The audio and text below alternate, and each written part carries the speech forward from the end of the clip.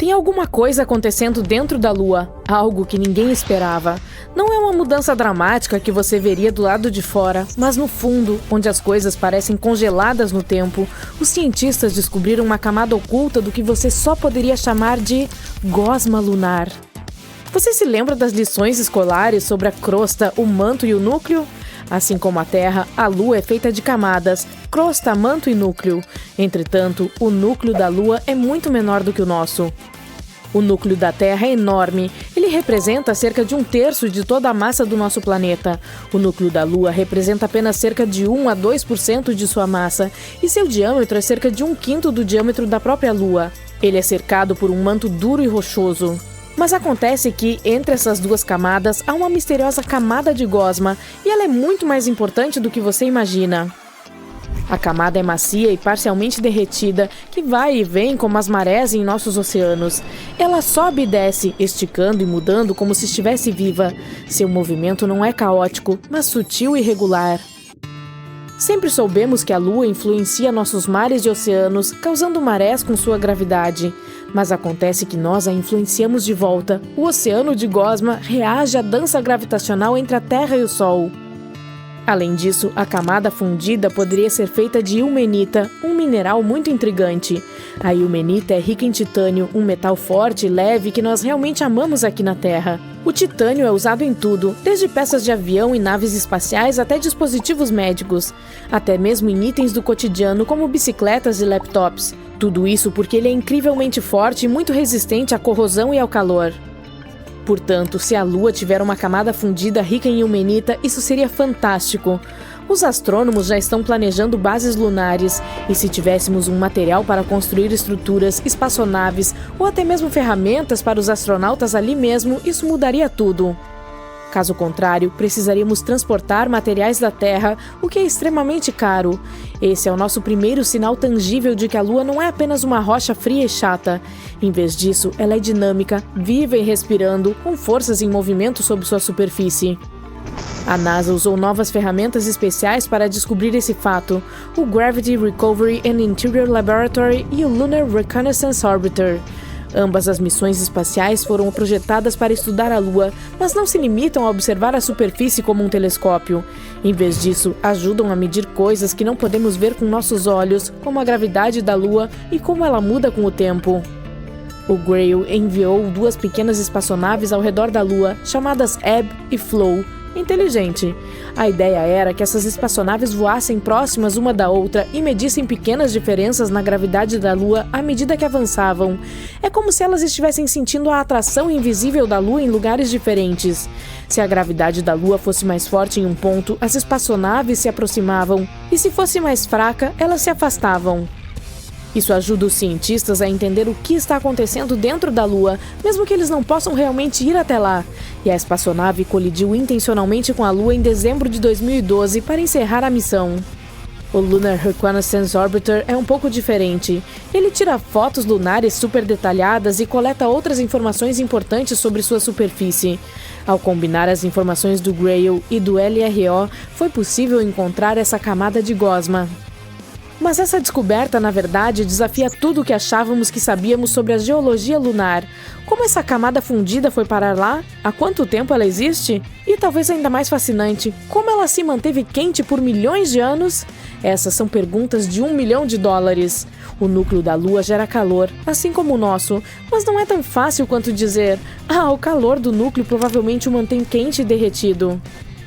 Primeiro, o núcleo da Lua é muito menor e menos ativo do que o da Terra, o que significa que produz muito menos calor. Além disso, a Lua é muito mais fria do que a Terra em geral.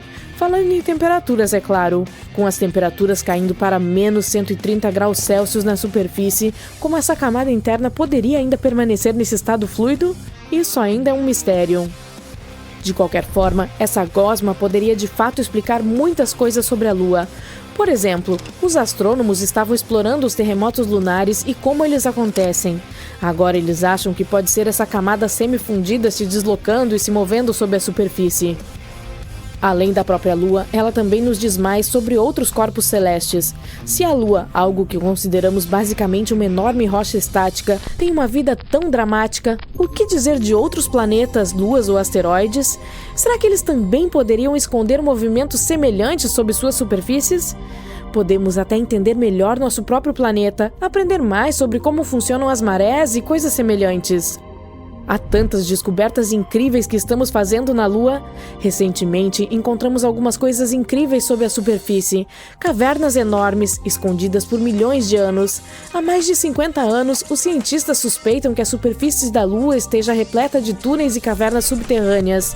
Eles são conhecidos como tubos de lava, pois foram formados por lava. Há milhões de anos, a Lua era bastante instável. Ela passou por alguma atividade vulcânica, causando erupções. Quando um vulcão entra em erupção, a lava pode fluir pela superfície. À medida que a camada externa da lava esfria e endurece, ela forma um teto sólido de material escuro. É isso, de fato, que são as famosas manchas escuras na Lua, restos escuros e endurecidos de lava antiga. Mas a lava quente e derretida continua a fluir pelo centro. Quando a erupção termina e a lava é drenada, o que resta é um túnel vazio e oco, portanto, um tubo de lava. Na Terra, vemos tubos de lava em lugares como o Havaí ou a Islândia, onde a atividade vulcânica criou túneis subterrâneos semelhantes. A mesma coisa aconteceu na Lua há bilhões de anos, embora eles sejam muito mais malucos do que os nossos. De fato, acredita-se que os tubos de lava lunares sejam agora alguns dos maiores e mais longos de todo o sistema solar. Uma dessas cavernas foi descoberta sob o famoso Mare Tranquillitatis, o local onde a Apollo 11 aterrissou pela primeira vez. E ela tem pelo menos 104 metros de profundidade. E todos esses sistemas de cavernas permaneceram escondidos logo abaixo da superfície, intocados por milhões de anos. Somente agora eles finalmente conseguiram provar sua existência. Cientistas da Universidade de Trento, na Itália, os encontraram usando tecnologia especial de radar e métodos avançados de computação. Essas técnicas permitem que você veja o subsolo enviando ondas de radar. As ondas retornam e dão pistas sobre o que está escondido embaixo. Ao analisar a maneira como essas ondas são refletidas, os pesquisadores puderam detectar a forma e o tamanho das cavernas escondidas. A melhor coisa sobre essa descoberta é que poderíamos construir todas as nossas bases lá. Essas cavernas protegem contra a radiação, ventos fortes e meteoroides. A NASA até encontrou evidências de que algumas dessas cavernas permanecem a uma temperatura constante de 17 graus Celsius. Isso é muito aconchegante para a Lua. E além disso, pode até haver água lá. Portanto, os seres humanos poderiam se abrigar dentro desses túneis naturais e construir colônias inteiras na Lua. E eu sei o que você está pensando. Será que monstros lunares inesperados podem se esconder nas profundezas dessas cavernas? Bem, com certeza há um enorme potencial para explorar essas cavernas e encontrar coisas incríveis. Mas mesmo que consigamos encontrar um milagre, como vida pequena ou organismos microbianos, há 99% de chance de que não haja animais ou monstros reais. Seria simplesmente impossível que eles se desenvolvessem em tais condições. Mas isso daria um ótimo filme de terror. Os pesquisadores querem enviar robôs ou drones para explorar os túneis primeiro e depois verificar se eles são seguros o suficiente para os seres humanos. E não são apenas os Estados Unidos que estão participando da ação. A China também está investigando a possibilidade de usar essas cavernas lunares para uma futura base, mostrando que a corrida para explorar e colonizar a Lua está esquentando.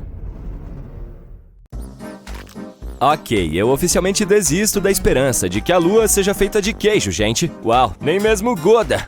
A bola lunar brilhante, ou uma banana torta, ou a metade de uma moeda, dependendo da fase em que está, tem diferentes camadas em seu interior, assim como a Terra. Uma dessas camadas é chamada de núcleo interno. Há cerca de 20 anos, os cientistas estavam observando como a Lua girava. Usando esses dados, eles concluíram que ela tinha um núcleo externo fluido, mas o núcleo interno era difícil de ser estudado, então eles não sabiam se era sólido como uma rocha ou derretido como um líquido quente. Mas agora as coisas estão mais claras. Os astrônomos reuniram dados de diferentes missões, incluindo a missão Apollo, em que os astronautas foram à Lua e coletaram informações. Além disso, eles usaram uma técnica especial chamada dados sísmicos. Esse método consiste em estudar como as ondas sonoras se movem através das coisas. Tomemos como exemplo os terremotos em nosso planeta. Quando ocorre um terremoto, ele cria ondas que atravessam o solo. Os cientistas podem detectar e analisar essas ondas para saber mais sobre o interior da Terra. A mesma ideia pode se aplicar a outros objetos em nosso sistema solar, como planetas ou, neste caso, a Lua. Quando ocorrem terremotos ou moonquakes, eles geram ondas sonoras. Ao ouvir e estudar cuidadosamente essas ondas, os cientistas podem criar um mapa detalhado do que há dentro do objeto. Eles podem descobrir coisas como as diferentes camadas, do que são feitas e como estão dispostas. Para verificar o interior profundo da Lua, os cientistas também usaram algo chamado laser ranging. Esse método mede a distância entre a superfície da Terra e a Lua com muita precisão. E tadã! O núcleo interno do nosso satélite natural é uma bola densa e sólida feita de ferro, exatamente como na Terra. Ele tem cerca de 500 quilômetros de largura, o que equivale a quase 15% do tamanho da Lua inteira. Os pesquisadores também encontraram evidências que apoiam a teoria de que a camada entre a superfície da Lua e seu núcleo, chamada de manto, tem se movido à medida que a Lua evolui ao longo do tempo. Esse movimento é algo que chamamos de revolvimento do manto lunar e pode explicar por que encontramos elementos ricos em ferro na superfície lunar. O material do manto acaba sendo levado para cima e a rocha vulcânica permanece na crosta da Lua. Alguns dos materiais dessa rocha eram muito densos, como eu. Então eles simplesmente afundaram de volta no material mais leve da crosta até o limite entre o núcleo e o manto. É como um ciclo em que o material do manto da Lua sobe durante a atividade vulcânica, carrega elementos ricos em ferro para a superfície e depois afunda novamente.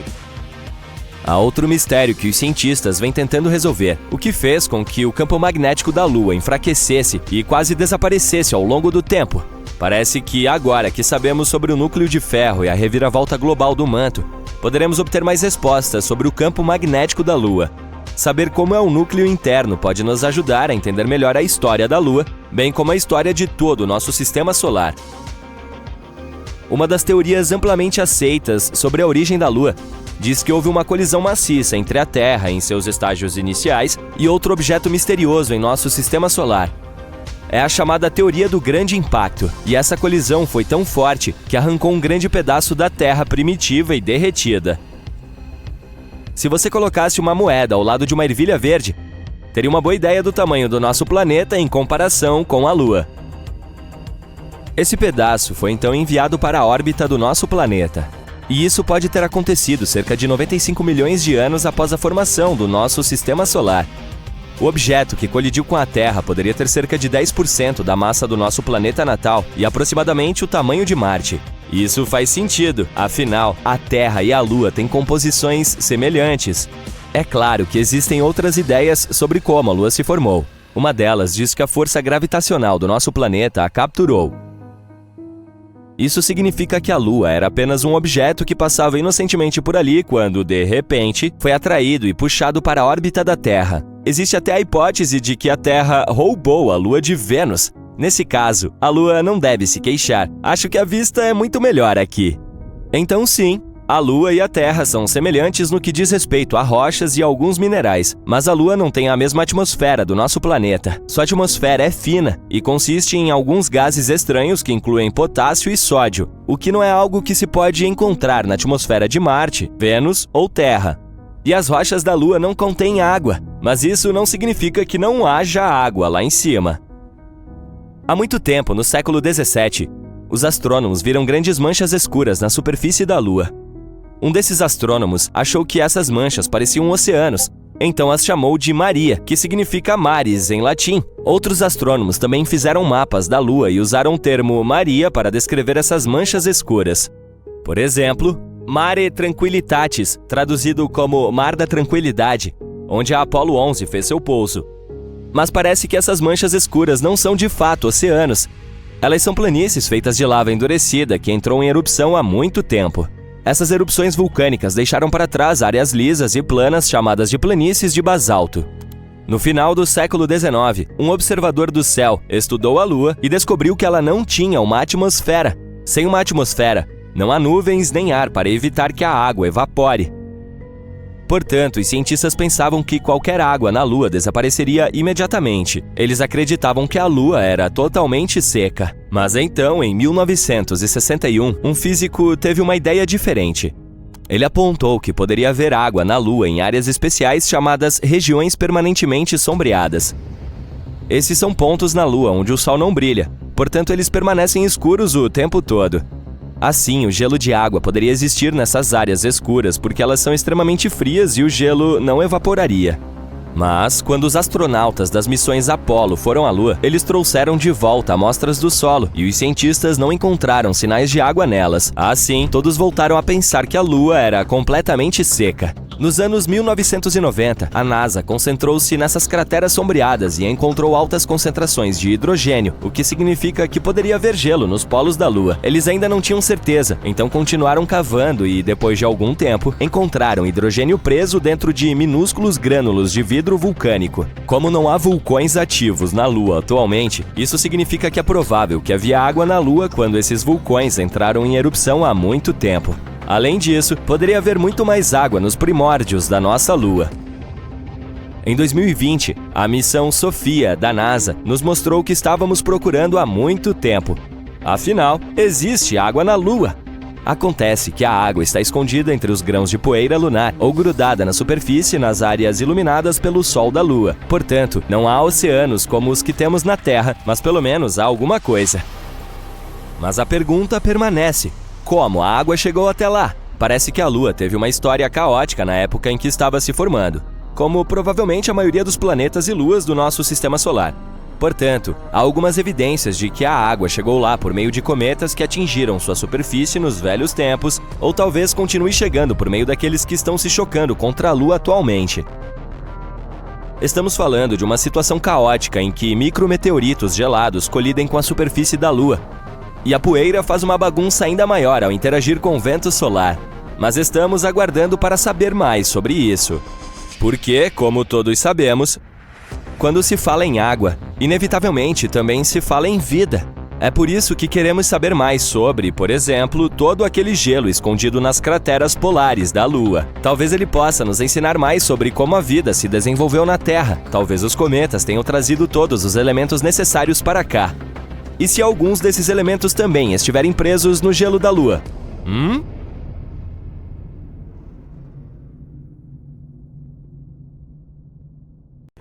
Nosso projeto de exploração da Lua começou em 1969. É claro que houve alguns problemas ao longo do caminho, mas os astrônomos têm certeza de que voltaremos lá em breve e com mais conhecimento e tecnologia. Entretanto, há um truque de 800 anos que pode se tornar muito mais útil do que a tecnologia sofisticada de GPS e foguetes potentes. Ele é chamado de esfera de Fibonacci. Alguns cientistas de uma universidade na Hungria se depararam com essa ideia enquanto estudavam a Lua. Eles acreditam que ela pode ser útil para entender melhor como o nosso satélite gira e é um pouco esmagado enquanto orbita em torno da Terra. Você pode acreditar que nosso planeta e seus satélites são pequenas esferas perfeitas que flutuam no espaço. Bem, isso não é verdade. Eles são de fato como bolas de futebol ligeiramente desinfladas devido a toda a gravidade, movimentos de rotação e marés. A tecnologia GPS que usamos aqui na Terra já está adaptada a essas proporções de bola menos que perfeitas. Lembre que nosso planeta é um pouco achatado em seus polos. Se quisermos criar um sistema de mapas para a Lua, precisamos fazer o mesmo para seu formato, chamado de selenoide, ou o que os cientistas chamam de versão da Lua do formato da Terra. Como o nosso satélite é menos comprimido do que o nosso planeta, os cientistas têm usado um atalho até agora. Eles têm olhado para ele como uma simples forma de bola. No entanto, com todos esses novos projetos que estão por vir nas próximas décadas, e até mesmo com algumas viagens emocionantes que poderemos fazer para lá, precisaremos ser mais precisos. Os cientistas agora acreditam que devemos obter os dados reais e começar a desenhar uma imagem precisa da Lua. É aqui que a esfera de Fibonacci se torna útil. É uma solução inteligente que tem sido usada por matemáticos para distribuir pontos uniformemente em uma bola. Recentemente, os pesquisadores a utilizaram para mapear cerca de 100 mil pontos na Lua, usando dados coletados anteriormente pela NASA. E o que descobriram foi crucial para a nossa compreensão do formato do nosso satélite. Por exemplo, agora sabemos que os polos dele estão cerca de meio quilômetro mais próximos do centro, em comparação com o Equador. Claro, isso pode parecer um detalhe minúsculo, mas se ajustarmos nosso software de GPS de acordo com esse detalhe antes de aterrissarmos lá novamente, isso poderá evitar que nos percamos lá em cima. Esse nível de matemática não é feito desde a década de 1960 para a Lua, mas já sabemos que ele faz maravilhas aqui em casa, e isso só torna os cientistas mais bem preparados para futuras missões. Essa não é a primeira vez que as pessoas usam as descobertas de Fibonacci para encontrar soluções inteligentes. Também vimos esse conceito ser usado em finanças, agricultura e na ciência da computação. Vamos ver de onde tudo isso veio. Diz a lenda que o matemático italiano Fibonacci não estava realmente interessado em sequências matemáticas no início, mas sim em coelhos? Então ele criou esse interessante quebra-cabeça. O que acontece se você colocar um par de coelhos em um determinado espaço por um ano? Ele também estabeleceu algumas regras teóricas. Para começar, todos esses animais vêm em pares de macho e fêmea e podem começar a se reproduzir depois de apenas um mês. A cada mês, cada casal acrescenta mais um par de filhotes. A última regra era que todos os coelhos seriam invencíveis durante o ano. Fazendo as contas, ele obteve a seguinte série de números: 1, 1, 2, 3, 5, 8, 13 e assim por diante. Se você olhar para essa série novamente, perceberá que cada número é a soma dos dois anteriores. Os dois primeiros? Esse é o par de coelhinhos inicial. Em seguida você verá o número 2, que é o primeiro par e sua primeira dupla de descendentes. Essa sequência interessante se espalhou e os amantes da matemática começaram a estudá-la mais de perto. Eles começaram a ver esse padrão com muita frequência na natureza. Por exemplo, na forma como as folhas crescem em uma planta ou como as sementes se organizam nos girassóis. Há até mesmo um pequeno experimento que você pode fazer para comprovar isso. Comece pegando papel e caneta. Tente desenhar a espiral de Fibonacci. Comece com um círculo minúsculo e, em seguida, aumente cada vez mais usando os números da teoria. O primeiro círculo deve ser apenas um pequeno ponto no papel, ou o equivalente a 0. Próximo, uma unidade. Outro círculo, ainda uma unidade. Continue assim e você verá que os círculos formam esse padrão em espiral. Mesmo que continue a crescer, ele mantém sua forma. Talvez você também tenha se deparado com a espiral de Fibonacci como um símbolo de hipnose. Com toda a justiça, há poucas evidências de que você possa confundir uma pessoa fazendo-a olhar fixamente para uma espiral por algum tempo. Mas seus efeitos sobre nosso foco e nossos nervos ópticos não podem ser ignorados. Depois de olhar fixamente para uma espiral giratória, será possível ver como os objetos ficam menores ou maiores, dependendo da direção do giro. É fácil entender por que algumas pessoas sentem essa sensação como hipnotizante. Essa interessante série de números aparece em nosso dia a dia, mesmo que não a percebamos. Ela também pode ser usada em situações mais práticas, como a conversão de milhas em quilômetros. Vamos dar uma olhada na série. Escolha dois números quaisquer lado a lado, digamos 13 e 21. Faça os cálculos e você perceberá que 13 milhas são aproximadamente 21 quilômetros. O mesmo acontece com 34 e 54. A música e a matemática podem não parecer ligadas, mas se você tivesse perguntado ao grande Mozart, ele provavelmente não teria concordado. Parece que o compositor era muito apaixonado por números desde o início de sua carreira e adorava encontrar padrões numéricos interessantes na música, como uma espécie de mensagem oculta. A própria irmã dele lembrava-se de vê-lo rabiscando matemática o tempo todo, até mesmo nas laterais de suas partituras. Alguns estudiosos acreditam que ele pode até ter brincado com os números de Fibonacci. Se esse for realmente o caso, então Mozart pode ter usado a proporção para equilibrar partes de suas músicas. E quanto a outros tipos de arte?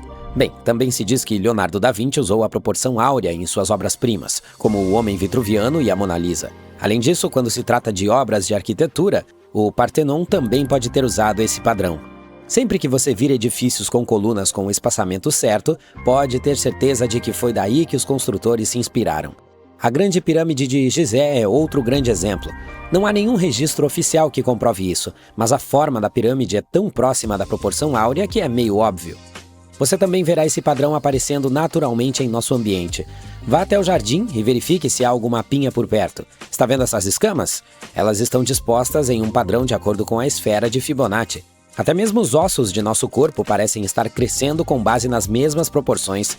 Temos um tronco, uma cabeça e um coração. Depois, há as coisas que vêm em pares, nossos braços, pernas, olhos e ouvidos, por exemplo. Para o número 3, pense na composição de nossos membros e nas 3 seções principais de nossa mão. A parte do punho, a parte do meio da palma e os dedos, que também são divididos em 3 por sinal. Falando em dedos, o comprimento de seus ossos também tem essa proporção. Esse design ajuda nossos dedos a se moverem suavemente, especialmente ao agarrar objetos. A sequência de Fibonacci pode ser vista na forma como as ondas do mar se curvam e como os rios se dividem e fluem. Os padrões meteorológicos também podem seguir essa regra. Alguns redemoinhos e furacões se formam e se espalham da mesma forma que a espiral de Fibonacci. Aumente o zoom e você verá que as espirais não são encontradas apenas aqui na Terra. Elas também estão em toda parte no espaço, e isso não é aleatório. A maioria das galáxias, incluindo a Via Láctea, é espiralada. Pense da seguinte forma: em geral, as estrelas em uma galáxia jovem não aparecem todas de uma vez. Algumas são mais rápidas no desenvolvimento, outras demoram um pouco. Isso faz com que a gravidade puxe de diferentes maneiras, fazendo com que a jovem galáxia gire como um disco. À medida que ela gira, diferentes níveis de gravidade a esticam para obter esses braços em espiral. Por outro lado, se todas as estrelas de uma galáxia jovem aparecerem ao mesmo tempo, a gravidade simplesmente as esmaga em forma de ovo, ou o que os astrônomos chamam de elíptico. Os astrônomos acabaram de anunciar que podem ter encontrado sinais de possível vida em um planeta fora do nosso sistema solar. Esse mundo distante é chamado de K2-18b e está localizado a cerca de 124 anos-luz de distância, na constelação de Leão. Então, de que vida estamos falando? Pequenos homens verdes? Criaturas com tentáculos semelhantes a polvos? Bem, não exatamente. Antes de mais nada, vamos definir o que é vida. É o que distingue os animais e as plantas da matéria inorgânica, como a capacidade de crescer, reproduzir e mudar. Agora, o que precisamos para sustentar a vida? Se o que vem à sua mente é a água, bingo! Os cientistas têm a sensação de que K2-18b pode estar coberto de oceanos, e se for o caso, pode suportar formas minúsculas de vida, como micróbios. Uma equipe de pesquisadores do Reino Unido e dos Estados Unidos usou o telescópio espacial James Webb para observar a atmosfera do planeta. Eles encontraram indícios de duas substâncias químicas muito especiais. Na Terra, apenas os seres vivos podem produzi-los, e os seres vivos de que estou falando são, em sua maioria, pequenas plantas oceânicas chamadas fitoplâncton. Então, basicamente, esse planeta pode de fato abrigar vida na forma de algas. É claro que os cientistas ainda precisam de mais provas antes de ficarem muito animados. Devemos ter em mente que é possível que esses produtos químicos tenham sido produzidos por algo que ainda não entendemos, não necessariamente por seres vivos. Mas, mesmo assim, o K2-18b é um grande garoto. Ele é mais de 8 vezes mais pesado que a Terra e cerca de 2,5 vezes maior. O que o torna ainda mais interessante é o fato de estar localizado na zona Goldilocks em torno de sua estrela. Isso significa que não é muito quente nem muito frio lá, o ideal para a existência de água líquida, que é muito importante para a vida, como a conhecemos. Os astrônomos estudam planetas distantes como esse, observando como sua luz muda quando eles passam em frente à sua estrela. Isso nos permite descobrir que tipos de gases existem na atmosfera do planeta. Em 2023, o telescópio espacial James Webb encontrou metano e dióxido de carbono na atmosfera do planeta. Essas são moléculas baseadas em carbono e foi a primeira vez que foram encontradas em um planeta na zona habitável. Os cientistas também observaram um sinal fraco de um produto químico chamado DMS, que é produzido principalmente pela minúscula vida oceânica aqui na Terra. Assim, os pesquisadores apontaram o telescópio para o planeta novamente 1 ano depois, usando uma ferramenta diferente que poderia captar mais detalhes de luz. Dessa vez, eles encontraram sinais muito mais fortes de DMS e alguns produtos químicos relacionados. Mas o problema é que os sinais ainda não são fortes o suficiente. Eles não atingiram algo chamado de nível 5 sigma, um parâmetro que os cientistas usam para confirmar descobertas. Além disso, mesmo que o DMS realmente esteja lá, isso não significa automaticamente a existência de vida. Os cientistas já encontraram DMS em um cometa, o que significa que ele pode ser produzido sem que algum tipo de vida participe do processo. E ainda assim, a quantidade de DMS no K2-18b parece muito maior do que qualquer coisa vista na Terra. É por isso que alguns astrônomos têm certeza de que ele vem de algo vivo. O K2-18b tem sido uma das principais escolhas para que os cientistas chamam de planeta Hycean. Esse termo significa um mundo grande e aquoso com uma espessa atmosfera de hidrogênio. Não é o tipo de lugar onde civilizações extraterrestres, como nos filmes, viveriam, mas poderia ser o lar de formas de vida minúsculas, como os micróbios que já viveram nos oceanos da Terra, bilhões de anos atrás. Mais uma vez, nem todos concordam com o fato de o K2-18b ser realmente favorável à vida. Alguns cientistas acham que planetas como esse podem estar muito próximos de suas estrelas para reter água líquida. O K2-18b orbita sua estrela a cada 33 dias, o que é muito rápido e pode significar que está muito quente. É por isso que alguns especialistas afirmam que mesmo que o planeta tenha água, ela pode estar fervendo, ou talvez não seja água, mas oceanos de lava.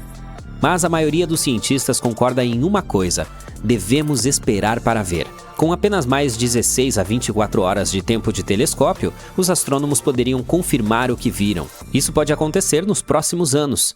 E mesmo que se descubra que o K2-18b não é o mundo que estamos procurando, ainda estamos chegando perto. Com telescópios potentes como o James Webb e outros que virão no futuro, talvez possamos responder se estamos ou não sozinhos no universo. Ao mesmo tempo, alguns lugares em nosso próprio sistema solar, como Marte, Vênus ou a Lua de Saturno Encelados, podem ter uma chance melhor de abrigar vida. Ou poderíamos continuar explorando outros mundos promissores, como o Próxima Centauri b, que é o exoplaneta mais próximo que conhecemos. Ele está a apenas 4,5 anos-luz de distância de nós e orbita uma pequena estrela chamada Próxima Centauri, bem na zona habitável. Esse planeta é um pouco maior que a Terra, o que o torna uma super-terra.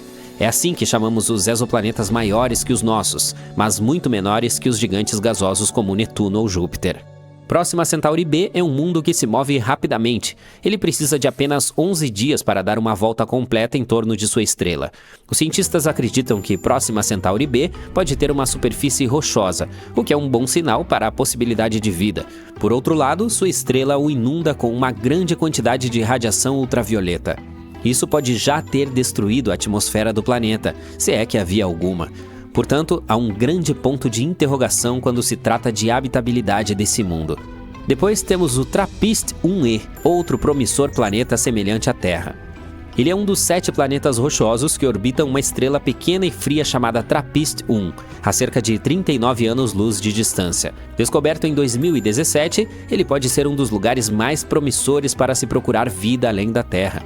Esse planeta é, na verdade, um pouco menor que a Terra, com uma massa de cerca de 1/2 da massa do nosso planeta. Ele completa uma órbita ao redor de sua estrela em apenas 6,1 dias, o que é muito rápido em comparação com os 365 dias da Terra. O tamanho e a densidade do planeta sugerem que ele tem uma superfície rochosa, e esse é outro fator fundamental quando falamos de habitabilidade. Embora o TRAPPIST-1e esteja muito próximo de sua estrela, a estrela é bastante fraca e fria. Portanto, o planeta ainda pode ter um clima estável, semelhante ao da Terra. Alguns cientistas até acham que ele poderia ter mais água do que a Terra. Vamos passar para o Kepler 186f, localizado a cerca de 500 anos-luz de distância. Esse foi o primeiro planeta do tamanho da Terra encontrado na zona habitável de outra estrela. Ele orbita uma anã vermelha, que tem uma combustão mais fria e vive muito mais tempo do que o nosso Sol. Isso significa que o Kepler 186f poderia ter condições estáveis por bilhões de anos, dando à vida tempo suficiente para possivelmente se formar e evoluir. O planeta recebe apenas cerca de 1/3 da luz solar que a Terra recebe, portanto, provavelmente seria mais frio, mas ainda quente o suficiente para evitar que a água congele. Ele também parece ser um planeta rochoso, assim como a Terra, o que aumenta suas chances de abrigar vida. Que tal visitar o LHS 1140b, a cerca de 40 anos-luz de distância? Esse planeta tem cerca de 5,6 vezes a massa da Terra. Os cientistas acreditam que ele seja rochoso e possivelmente tenha uma atmosfera espessa, o que é muito importante. Uma atmosfera como essa pode reter o calor, manter as temperaturas estáveis e proteger a água de escapar para o espaço. Esse mundo orbita uma estrela anã vermelha silenciosa, portanto não é constantemente atingido por explosões nocivas como acontece com outros exoplanetas. Alguns estudos até sugerem que o LHS 1140b poderia ser um mundo oceânico com muita água. Portanto, esse é um dos planetas mais interessantes que encontramos em nossa vizinhança. E finalmente temos o Gliese 12b. Os astrônomos o chamam de Exovênus. Ele está localizado a 40 anos-luz de distância da Terra. Esse mundo tem aproximadamente o tamanho de Vênus e orbita uma estrela anã vermelha fria. Ele precisa de pouco menos de 13 dias para completar uma órbita. A temperatura no planeta é de cerca de 42 graus Celsius, o que é bastante quente, mas ainda assim adequado para a vida. O que torna o Gliese 12b tão interessante é que ele pode nos ajudar a entender como os planetas do tamanho da Terra ao redor de estrelas frias mantêm suas atmosferas. Isso é importante porque uma atmosfera é crucial para coisas como água líquida e proteção da vida contra a radiação nociva. De acordo com alguns pesquisadores, o Gliese 12b é uma das melhores chances que temos de descobrir se planetas como esse podem permanecer habitáveis. Considere Encelados, a lua gelada de Saturno, um dos lugares mais promissores para procurar vida fora da Terra. Os cientistas acabaram de detectar o último dos 6 ingredientes necessários para sua formação, o fósforo. Esse elemento mais raro foi descoberto em um oceano em Encelados. Ele ajuda a tornar o solo fértil na Terra, mas a concentração desse mineral nos mares ocultos da Lua distante pode ser de 100 a 1000 vezes maior do que nos oceanos do nosso planeta. E talvez ocorra porque o oceano de Encelados é rico em carbonatos, exatamente como a água com gás, e esta provavelmente dissolverá os fosfatos das rochas da Lua. A nova descoberta também sugere que em outras luas geladas de Saturno, como o Titã, as águas também podem estar carregadas de fósforo. Por que os cientistas estão tão entusiasmados com esse mineral? Bem, os fosfatos, que são compostos contendo fósforo, são componentes cruciais da vida na Terra. O DNA, o RNA e as membranas celulares os têm. Mas entre os 6 elementos necessários para a vida, que são carbono, hidrogênio, nitrogênio, oxigênio, fósforo e enxofre, o fósforo é o menos comum. Em 2004, a sonda espacial Cassini entrou na poeira do segundo anel mais externo de Saturno, chamado de E. Ele é composto de grãos de gelo ejetados por Encelados, e ao estudar esses grãos examinados pelo analisador de poeira cósmica da Cassini, os pesquisadores detectaram fósforo. Encelados é a 6ª maior lua de Saturno. Ela não é realmente grande, tem apenas 505 km de diâmetro, ou seja, é pequena o suficiente para caber dentro do estado do Arizona. Deveríamos tentar isso algum dia. É interessante notar que quando a sonda espacial Cassini chegou a Saturno, os astrônomos pensaram que Encelados seria uma bola de gelo congelada. Mas então, surpresa, surpresa, eles viram plumas de partículas de gelo e vapor de água saindo de geysers na superfície dessa lua. Ficou claro que havia um oceano global entre o núcleo rochoso dela e sua casca gelada. Os mesmos pesquisadores descobriram anteriormente que esse satélite natural de Saturno também pode ser o lar de moléculas orgânicas complexas. Antes, os cientistas pensavam que os fosfatos poderiam estar presos nos núcleos rochosos de Encelados e mundos semelhantes. É por essa razão que os trabalhos mais recentes, que sugerem que os fosfatos também podem ser abundantes no oceano, foram uma surpresa.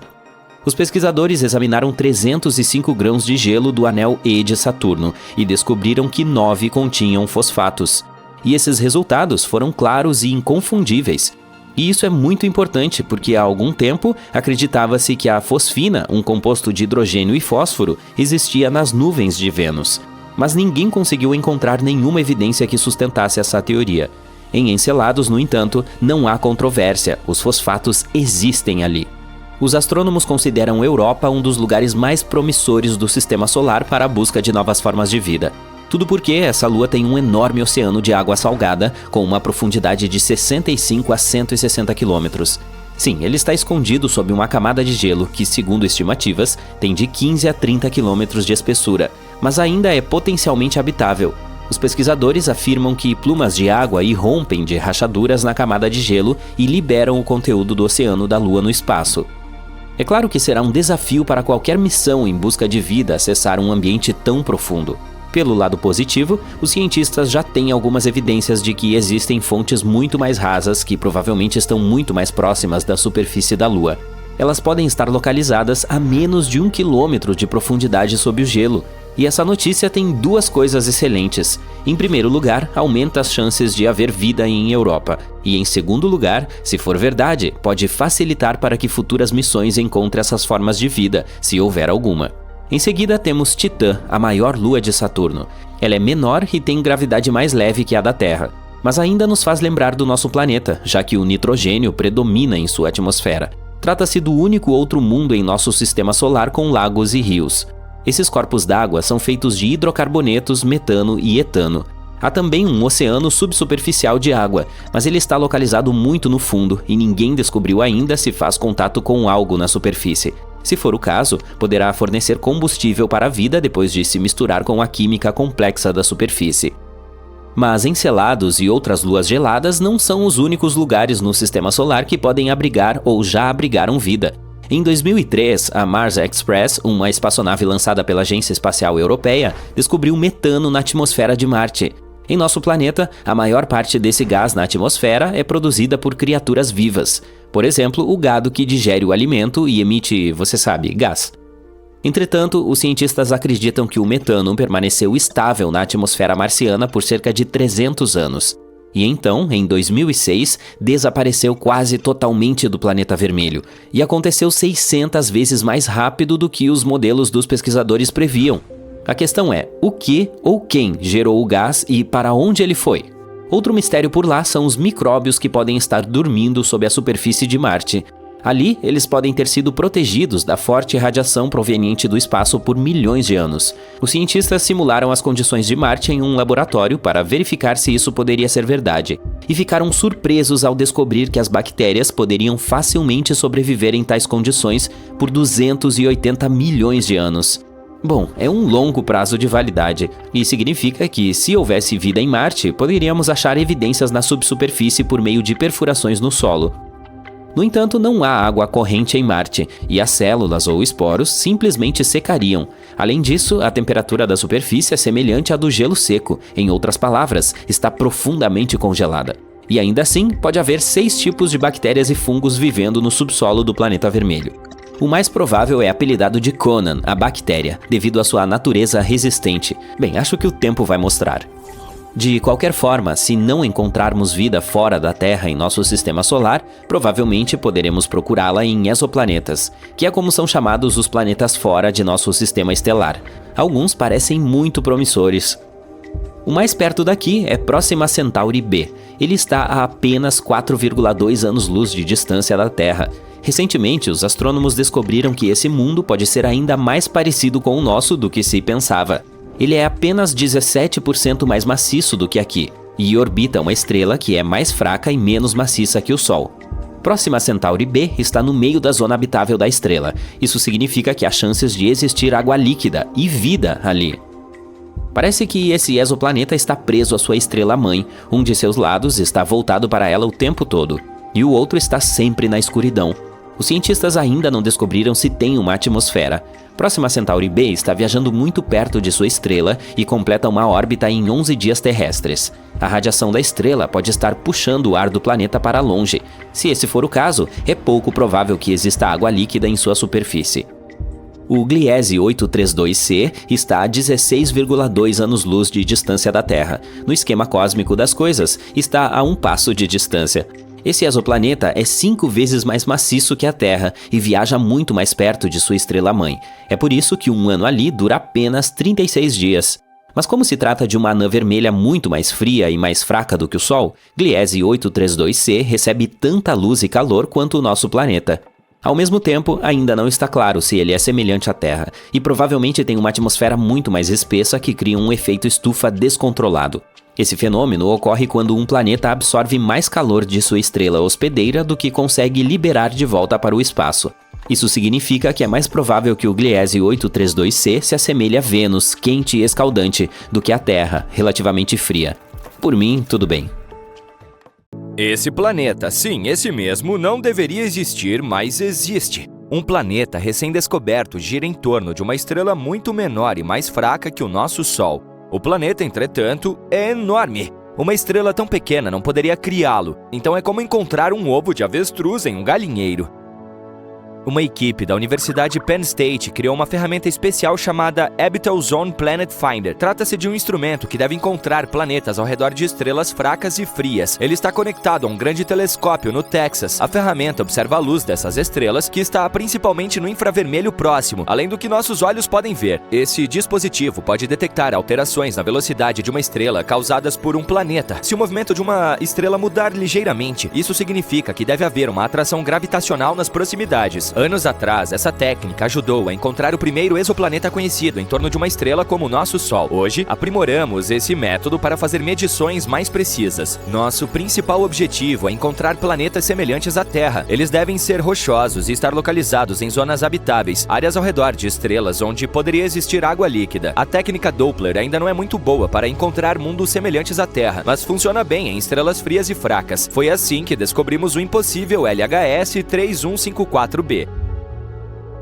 Os planetas geralmente se formam em discos feitos de gás e poeira no espaço. Imagine uma nuvem plana e giratória de partículas minúsculas. Essas partículas se juntam e grudam umas nas outras, criando um disco plano e giratório. Com o tempo, esses pequenos pedaços se combinam para formar um núcleo sólido. Esse é o ponto de partida para um planeta. Uma vez que o núcleo está lá, ele atrai mais poeira e até mesmo gases como hidrogênio e hélio. Mas criar um planeta dessa forma não é fácil. Eles precisam de muita coisa, massa e materiais. Esse processo é chamado de acreção do núcleo. As estrelas são uma grande ajuda nesse processo. Normalmente, as estrelas grandes têm mais gravidade, portanto, podem reunir mais coisas para formar planetas. Mas a estrela que descobrimos recentemente não é muito grande. Ela é 9 vezes menor que o nosso Sol. Uma estrela tão pequena não deveria ter um disco grande o suficiente para formar um planeta pesado. Para isso, seu disco deveria ser pelo menos 10 vezes maior. Mas esse planeta pesado, o LHS 3154b, existe. Esse planeta misterioso é 13 vezes mais pesado que a Terra. Seu tamanho é semelhante ao de Netuno. Está a cerca de 50 anos-luz de distância de nós, na constelação de Hércules, o que em termos espaciais é muito próximo. O planeta também está muito próximo de sua estrela, completando um ano em quase 4 dias. Essa descoberta está fazendo com que os cientistas repensem suas ideias sobre como os planetas e as estrelas surgem. Há novas teorias surgindo. Por exemplo, uma teoria chamada instabilidade gravitacional. Ela diz que, em vez de as peças se juntarem pouco a pouco, o material no disco entra em colapso de uma só vez, criando diretamente um planeta. Mas mesmo com essa teoria, é difícil explicar como um planeta tão pesado poderia se formar sem um disco realmente maciço. Levará algum tempo para descobrirmos a verdade. Esse não é o primeiro planeta que nos faz duvidar de nossas teorias. Recentemente, os cientistas encontraram outro planeta chamado Hala. Ele está orbitando uma estrela chamada Baekdu. E assim como o anterior, não deveria existir de fato. Ele está muito próximo de sua estrela. As estrelas mudam muito durante suas vidas. Normalmente, quando uma estrela se torna grande e se prepara para deixar este mundo, é o chamado estágio de gigante vermelha. Uma estrela como essa tende a destruir ou empurrar para longe os planetas próximos, criando uma enorme bagunça. Hala gira em torno de uma gigante vermelha e deveria ter sido engolida ou destruída pela estrela em expansão há muito tempo. Mas ela ainda está lá. Embora Baekdu já tenha começado a queimar hélio e tenha encolhido para um tamanho menor do que o esperado, Hala não está nem um pouco incomodada. Os cientistas chamam Hala de o planeta proibido. Essa descoberta desafia o que pensávamos sobre como os planetas sobrevivem perto de estrelas envelhecidas. Ela levanta 2 teorias. Uma delas sugere que Baekdu já foi 2 estrelas, uma anã branca e uma gigante vermelha. Hala orbitava as 2, e elas se fundiram antes que a gigante vermelha se expandisse completamente. Isso permitiu que Hala sobrevivesse porque o hélio extra da anã branca impediu que a gigante vermelha crescesse demais. A segunda teoria diz que Hala se formou a partir dos detritos criados quando as 2 estrelas se fundiram. Nesse cenário, Hala seria um planeta muito jovem orbitando uma estrela idosa. Os astrônomos planejam continuar a estudar Hala e procurar mais planetas como esse. Outro planeta estranho é chamado LTT 9779b. Esse nos assusta porque é muito brilhante. Ele reflete 80% da luz de sua estrela. Espelhos comuns refletem de 85% a quase 100% da luz, o que significa que esse planeta misterioso deve se parecer com um espelho áspero, com reflexos semelhantes a alumínio ou prata. Esse é outro planeta do tamanho de Netuno. Ele está localizado a 260 anos-luz de nós e foi descoberto pela espaçonave TESS, da NASA. Ele completa uma rotação completa em torno de sua estrela em apenas 19 horas. Ele está tão próximo de sua estrela que é extremamente quente, atingindo temperaturas acima de 1980 graus Celsius. Normalmente, planetas tão próximos perdem sua atmosfera e se transformam em rochas nuas, mas esse planeta quebra as regras mais uma vez. Desta vez, sabemos o segredo de sua sobrevivência. Isso se deve às nuvens metálicas brilhantes do planeta, que são feitas de vidro e sal de titânio. Essas nuvens fazem chover titânio em sua superfície quente. Elas também refletem muita luz, evitando que o planeta fique muito quente e perca sua atmosfera. É como ter um escudo espelhado. O tamanho desse planeta também surpreendeu os cientistas. Ele é muito maior do que a Terra. Outros planetas tão próximos de suas estrelas são gigantes gasosos muito maiores ou pequenos planetas rochosos. Esse planeta é um gigante gasoso menor, e os cientistas não esperavam que ele existisse tão perto de sua estrela. Esse é o planeta mais brilhante já encontrado, ainda mais brilhante que Vênus, mas apesar de sua aparência fria, provavelmente não há um lugar amigável para a vida devido às suas temperaturas extremas e à estranha chuva metálica. E nosso último quebrador de regras é um planeta chamado WASP-107b. Os cientistas o descobriram usando o telescópio espacial James Webb. Ele está localizado a cerca de 200 anos-luz de distância de nós, na constelação de Virgem. Ele também é rápido e completa uma órbita ao redor de sua estrela em apenas 6 dias. Esse é um exoplaneta super Netuno. Ele é semelhante a Júpiter em alguns aspectos, incluindo o mesmo tamanho e temperaturas escaldantes. Mas a principal diferença é que ele é muito mais leve, mais fraco e menos denso. Ele é o planeta menos denso que descobrimos até agora.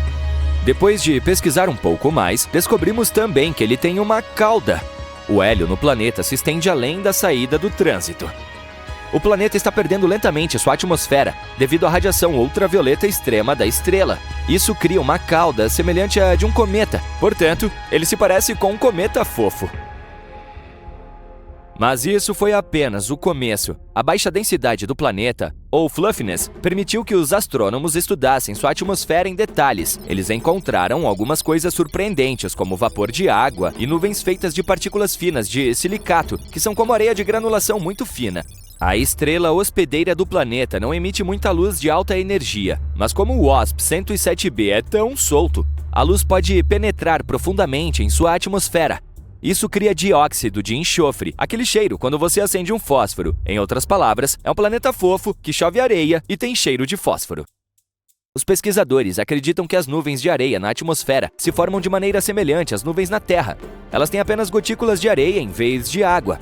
Essas gotículas de areia se condensam, caem, transformam-se em vapor de silicato em camadas quentes dentro do planeta e, em seguida, sobem novamente para formar nuvens mais uma vez. E, novamente, esse planeta não poderia ter se formado em seu local atual.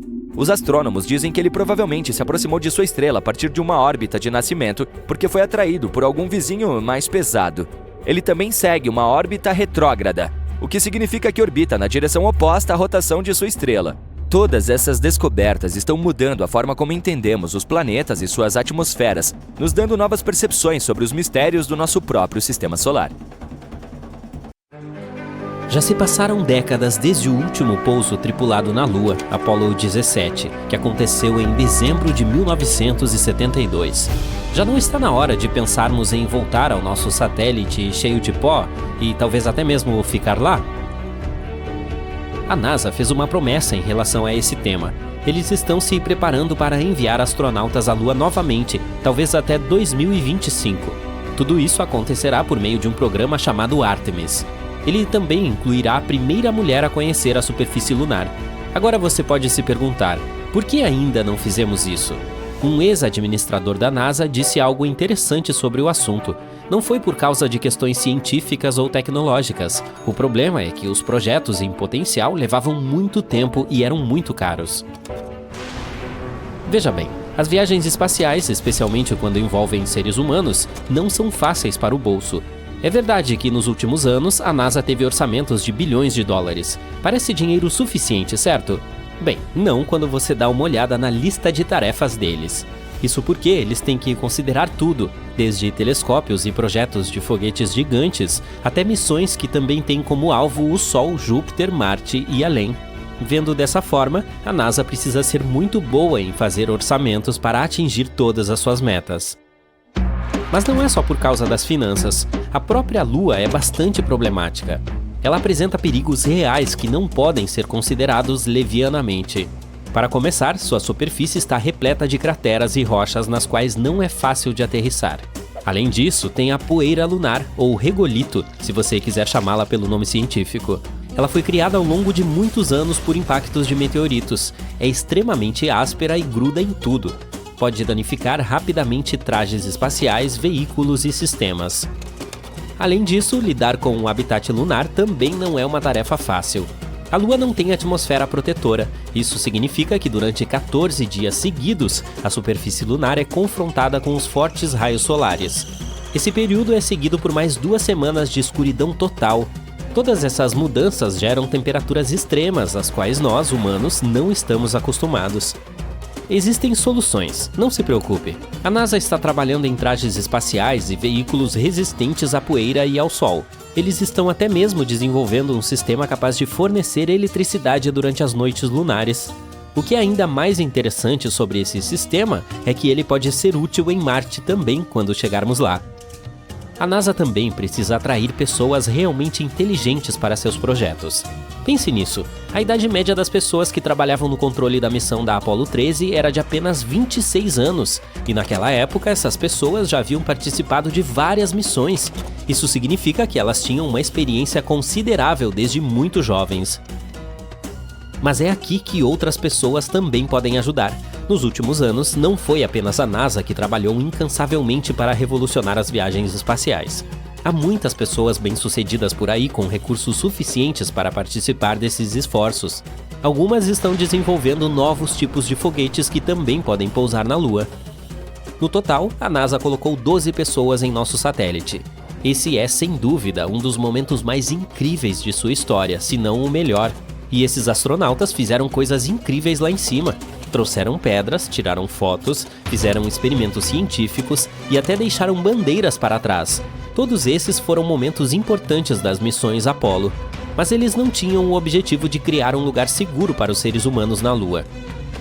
Os cientistas têm a ideia de criar uma estação espacial lunar há muito tempo. É lógico, afinal de contas, é apenas uma viagem de 3 dias da Terra.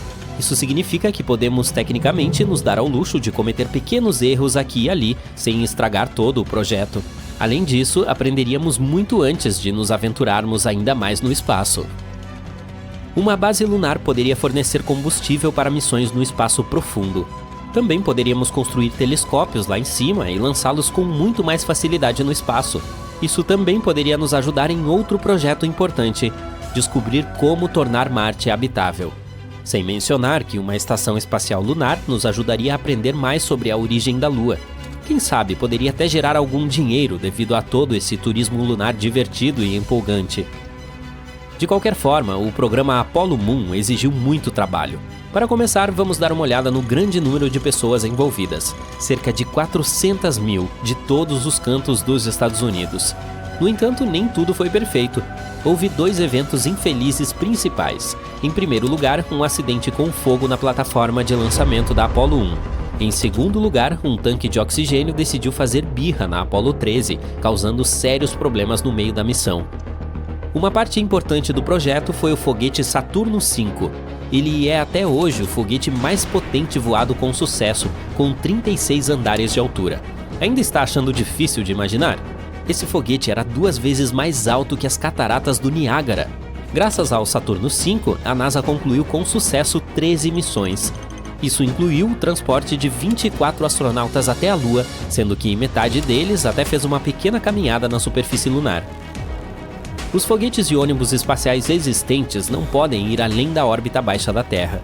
Em termos mais simples, eles não podem chegar à Lua com todos os equipamentos de que os astronautas precisam para prosperar. Os veículos espaciais atuais simplesmente não são capazes de carregar essa carga, pelo menos não desde que as missões Apollo aconteceram. De qualquer forma, fizemos muito progresso na Terra e estamos prontos para enviar astronautas ao nosso satélite em breve. É aqui que o projeto Artemis entra em cena. Trata-se de um programa supervisionado pela NASA, e para garantir que tudo corra bem, a NASA lançou anteriormente Orion, uma espaçonave não tripulada para orbitar a Lua e retornar à Terra. Pense nisso como um teste automatizado. Antes de realmente enviarmos pessoas para lá novamente, precisamos ter certeza de que todos os dispositivos funcionam corretamente. Um dia, a Orion será o veículo que levará os astronautas à Lua novamente. Ela possui um sistema de abortar lançamento para manter os astronautas seguros caso algum problema aconteça durante o lançamento. também possui um módulo de serviço, que é a fonte de energia que abastece e impulsiona a Orion e mantém os astronautas vivos com água, oxigênio, energia e controle de temperatura. Todos esses projetos futuros nos fazem pensar: como será a vida na Lua, afinal? Por enquanto, só podemos usar nossa imaginação. Alguns dizem que viveremos em casas que saíram diretamente de um conto de fadas, algo como uma aconchegante toca de Hobbit. Viver no subsolo da Lua pode ser uma necessidade.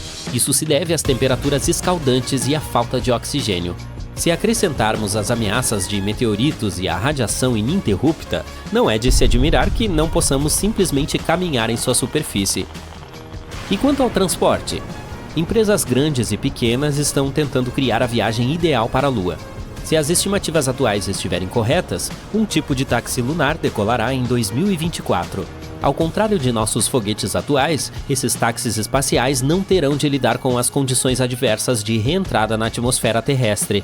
Será mais fácil para eles fazer várias viagens de ida e volta. Para apoiar nossa vida lunar, precisaremos ter uma área especial para os táxis espaciais decolarem e aterrissarem com segurança. Pense nisso como uma plataforma de aterrissagem em um trecho firme e plano da superfície lunar, salvaguardada por paredes para proteger contra a poeira lunar.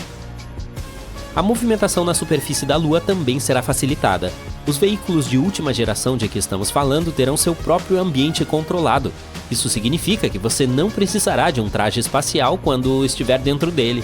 Se quiser sair um pouco do seu veículo espacial, é claro que precisará vestir seu traje espacial.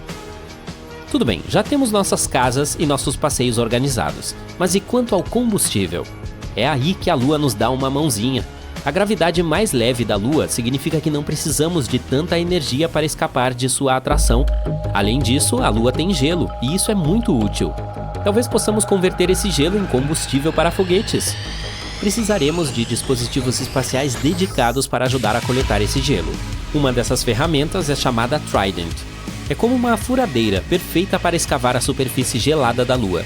Outros ajudantes robóticos transformariam esse gelo em combustível e o entregariam a um posto de gasolina espacial. Se isso funcionar, os foguetes a caminho de Marte poderão fazer uma parada para um rápido abastecimento de combustível antes de continuar a viagem. Em breve poderemos começar a construir muitas coisas na Lua. Tudo porque a missão lunar da Índia chamada Chandrayaan-3 detectou recentemente enxofre perto do polo sul da Lua. Esse elemento químico pode ser extremamente útil para a criação de infraestrutura em nosso satélite. É a primeira vez que esse elemento químico é descoberto no satélite natural da Terra. Esse elemento tão procurado é encontrado principalmente perto dos vulcões da Terra. Seu aparecimento na Lua diz muito sobre o histórico vulcânico do satélite e suas condições atmosféricas passadas. O rover da missão detectou esse elemento químico menos de uma semana depois de aterrissar a cerca de 70 graus do polo sul da Lua, no dia 23 de agosto de 2023. Esse pouso histórico na superfície lunar fez da Índia o quarto país a pousar com segurança uma missão na Lua. É também a primeira espaçonave a aterrissar tão perto do polo sul do nosso satélite. Essa é uma área de importância estratégica, pois acredita-se que abrigue depósitos de gelo de água. Se isso for verdade, futuras missões poderão colher e transformar esse gelo de água em água potável, ou até mesmo em combustível para foguetes. Durante 2 semanas, o módulo de pouso realizou coletas de dados, concentrando-se principalmente na análise do solo lunar e de sua atmosfera extremamente fina. Enquanto isso, o rover Pragyan, movido à energia solar, iniciou sua busca para encontrar água congelada na Lua. Quanto ao módulo de pouso, ele demonstrou outra façanha incrível no dia 3 de setembro. A espaçonave acionou seus motores e se elevou cerca de 41 centímetros no ar. Em seguida, deu um pequeno salto para aterrissar entre 30 e 40 centímetros de distância da sua posição original. Na verdade, isso é muito importante. Conseguir fazer com que um módulo de pouso retorne à superfície da Lua é essencial para missões futuras, mostrando que eles podem devolver com segurança amostras do solo ou até mesmo astronautas de volta para casa após uma missão lunar. Em setembro, a espaçonave indiana foi colocada em modo de suspensão. A noite lunar, com duração de 14 dias, estava se aproximando e a espaçonave não foi projetada para coletar dados científicos durante esse período. Até o momento, ficamos sabendo de algumas descobertas importantes da missão. Uma delas está relacionada à medição da temperatura da camada superficial do solo da Lua em diferentes profundidades. Curiosamente, a superfície do satélite nessa região se mostrou mais quente do que o esperado. Acreditava-se que a temperatura poderia estar entre 20 e 30 graus Celsius na superfície, mas ela estava em torno de 70 graus Celsius, muito mais quente do que se imaginava. A outra descoberta indica a presença de vários elementos químicos, inclusive oxigênio.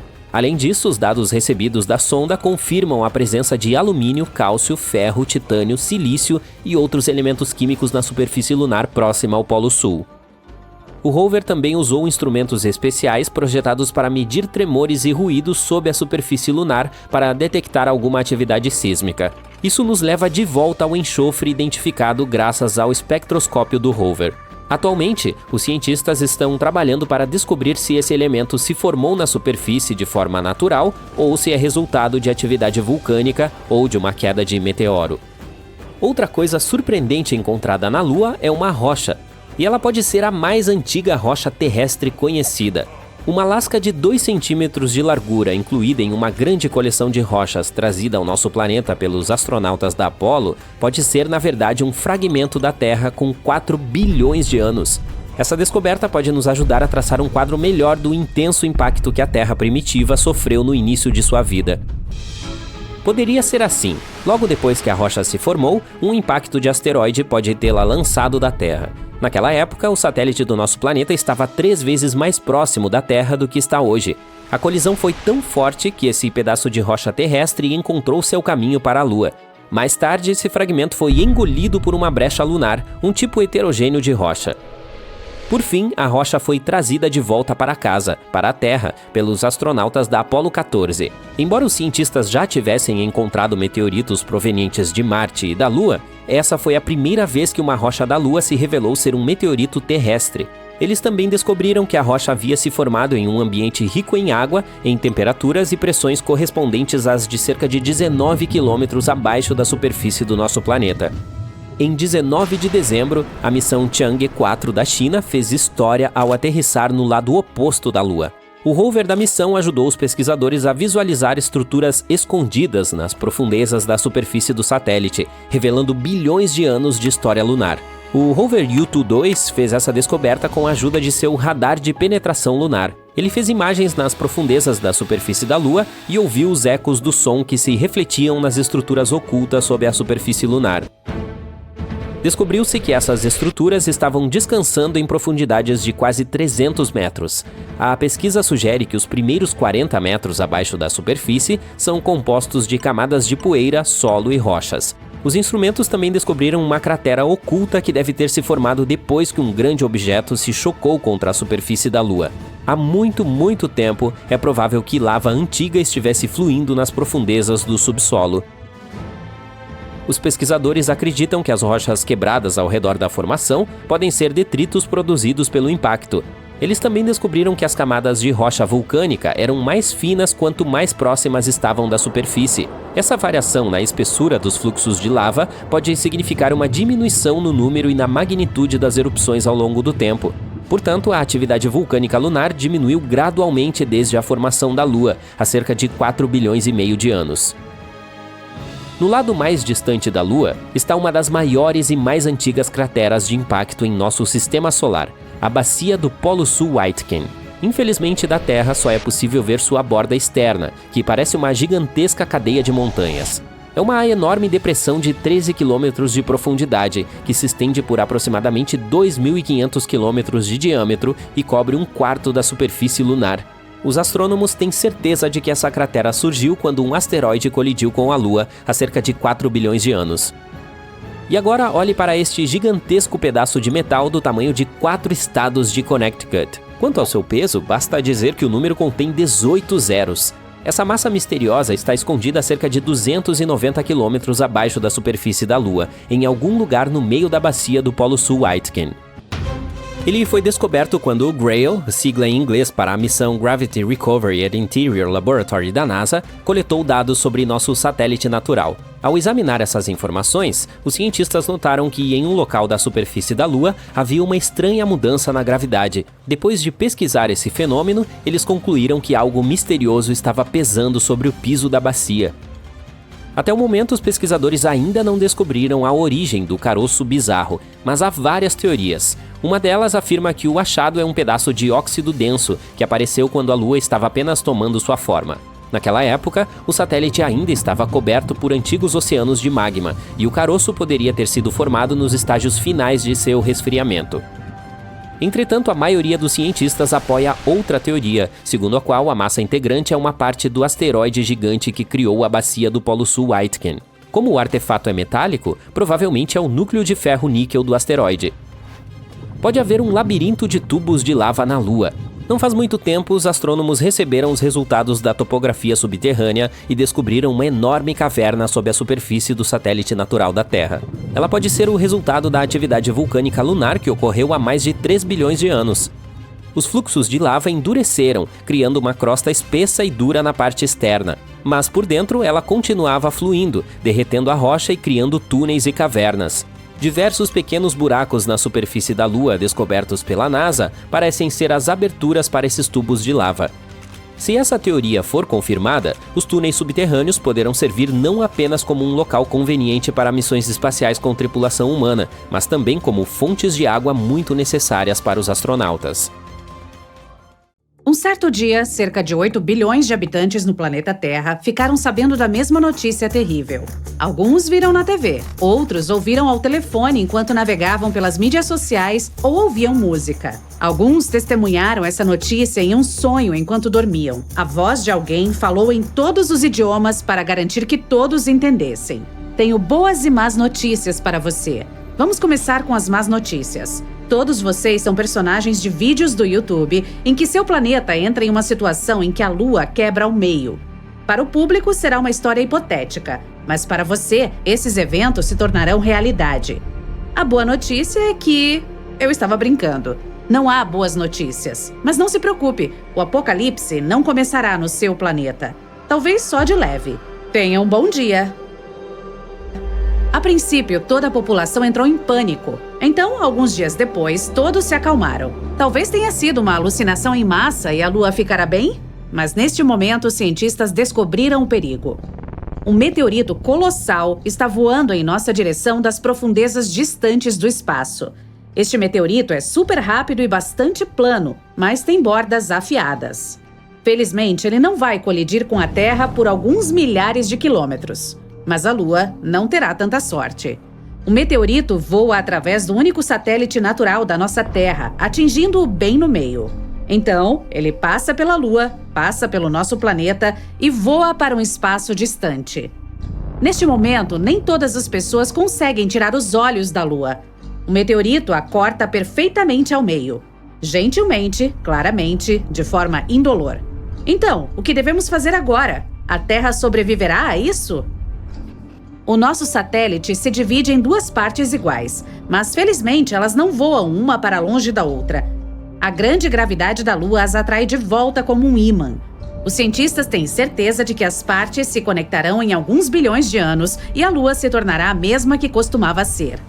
Mas o mais legal é que as pessoas não sentirão nenhuma mudança. Todos ao redor do mundo celebrarão esta boa notícia. A voz estava errada. Mas então surge outro problema. Um enorme meteorito na forma de um sapato está voando do espaço mais profundo em nossa direção. Ele entra em nosso sistema solar e se aproxima da Terra em alta velocidade. A bota espacial atinge metade da Lua e depois voa para longe. Agora, a Lua está definitivamente se dividindo em duas partes. A primeira metade permanece no mesmo lugar. A segunda está voando em nossa direção. Uma pequena chuva de meteoros começa na Terra por causa da queda dos fragmentos lunares. Mas isso não é tão ruim. A maioria dessas rochas está queimando na atmosfera. Mas quase toda a metade separada está desmoronando ao redor da órbita do nosso planeta, formando um cinto de rocha. Agora, a Terra é como Saturno. Fragmentos rotativos destroem parte de nossos satélites artificiais. A comunicação e a internet funcionam de forma inconsistente. As pessoas levam alguns anos para restaurar uma conexão estável. A Estação Espacial Internacional não existe mais. Felizmente, todos os astronautas conseguiram retornar à Terra antes que a metade da Lua os atingisse. Então, as rochas lunares estão voando ao redor do planeta e as pessoas veem metade da Lua no céu. A vida não muda muito nos primeiros dias, mas aqueles que vivem na costa dos mares e oceanos percebem as consequências. A Lua costumava influenciar as marés, voava ao redor da Terra e fazia com que os oceanos tomassem uma forma oval. Havia marés no lado onde a Lua estava mais próxima. Havia refluxos no lado oposto. Mas agora esse cronograma está alterado. Uma lua pela metade atrai menos água. Sim, a Lua perdeu metade do seu peso e começou a se aproximar da Terra. A sua força gravitacional, no entanto, se tornou mais fraca. Aves marinhas, muitas espécies de peixes, tartarugas marinhas e outros animais costeiros podem não sobreviver a essas mudanças. Seus instintos naturais associados à Lua os ajudaram a determinar o momento de obter comida, de reprodução e de voar para o sul. Por exemplo, pequenas tartarugas esperam uma maré forte pela manhã. Elas correm para a água, mas a água não as alcança. As tartarugas não conseguem se esconder no oceano a tempo e se tornam jantar de gaivotas. Os caranguejos não conseguem botar ovos porque a maré começou mais cedo do que o habitual. Lobos enlouquecem na floresta. Eles uivam alto todas as noites e não conseguem parar. Todo mundo natural não consegue entender o que está acontecendo. O corpo humano também está sentindo algum desconforto. Muitas pessoas têm pressão arterial baixa e alta, e algumas sentem fortes dores de cabeça. Metade da Lua muda todo o ecossistema do planeta. Adaptar-se às novas condições levará várias dezenas, talvez centenas de anos.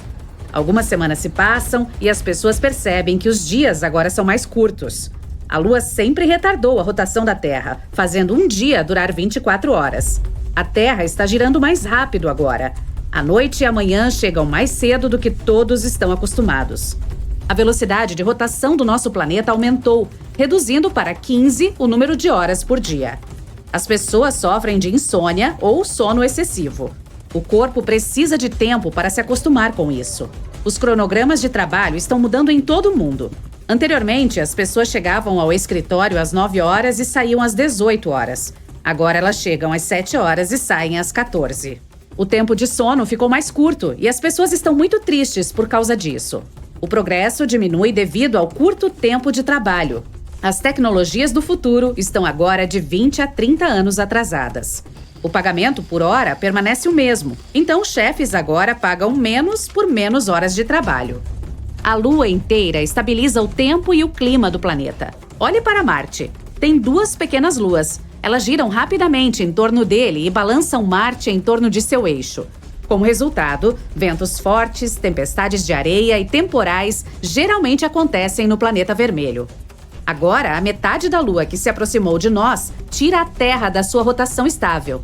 Isso muda as temperaturas sazonais no mundo. Fica ainda mais quente em lugares quentes e tempestades de neve acontecem em regiões frias. Chuvas fortes e curtas em vez de tempo ensolarado. Uma brisa típica pode se transformar em um furacão e pequenas ondas em um tsunami. As estações estão mudando mais rapidamente agora. Os invernos são mais frios e os verões são mais quentes. Alterar a rotação do planeta afeta o campo magnético da Terra. Como os sistemas de bússola e navegação estão instáveis agora, precisamos recalcular onde estão o norte e o sul.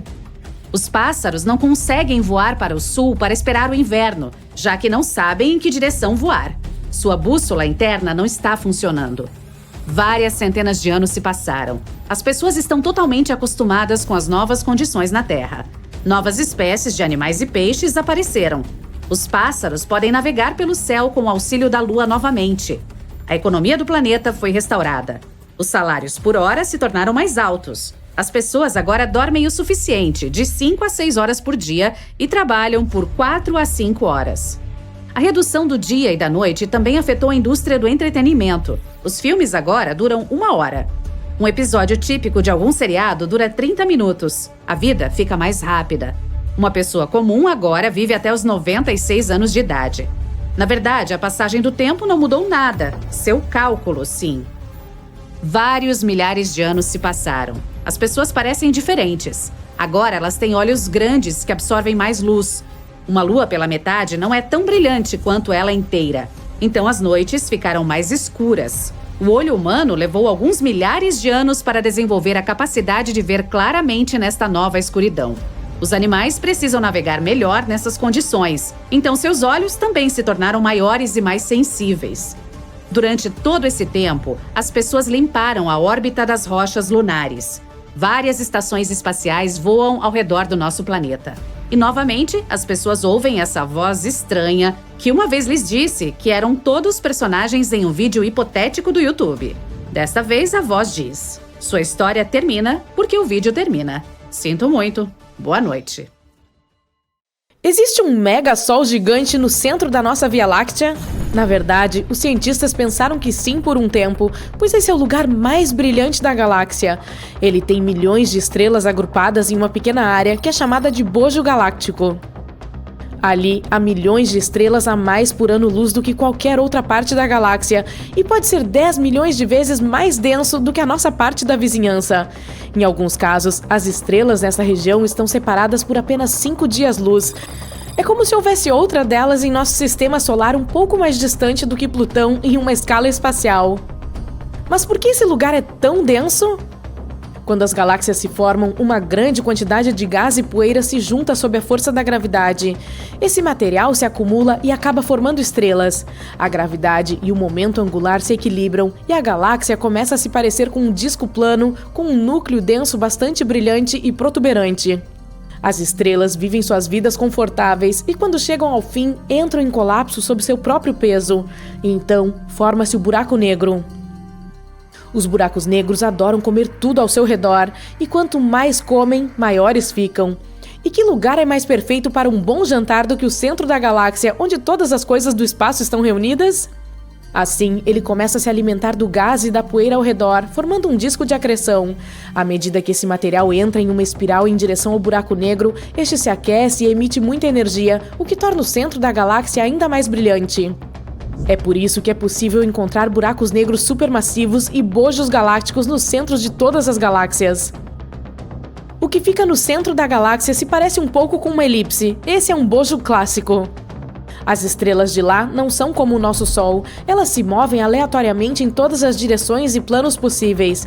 Além disso, todas vão em velocidades diferentes. Portanto, a gravidade está enlouquecendo ali, e isso faz com que o bojo se pareça mais com uma esfera ou uma elipse. Como foram as primeiras áreas a se formar, elas têm algumas das estrelas mais antigas de nossa galáxia, mas também há alguns locais de origem delas e muitas mais jovens e maciças com menos de 100 milhões de anos. À medida que nos afastamos do centro, as coisas ficam um pouco mais calmas. As estrelas começam a girar uniformemente e se tornam estáveis. Nesse momento, a Terra está em um dos braços espirais da Via Láctea chamado Braço de Órion, bem distante do bojo galáctico. Em nossa parte da vizinhança, as estrelas geralmente estão a cerca de 4 ou 5 anos-luz de distância. Isso significa que a maior parte de uma galáxia é, na verdade, apenas espaço negro e vazio.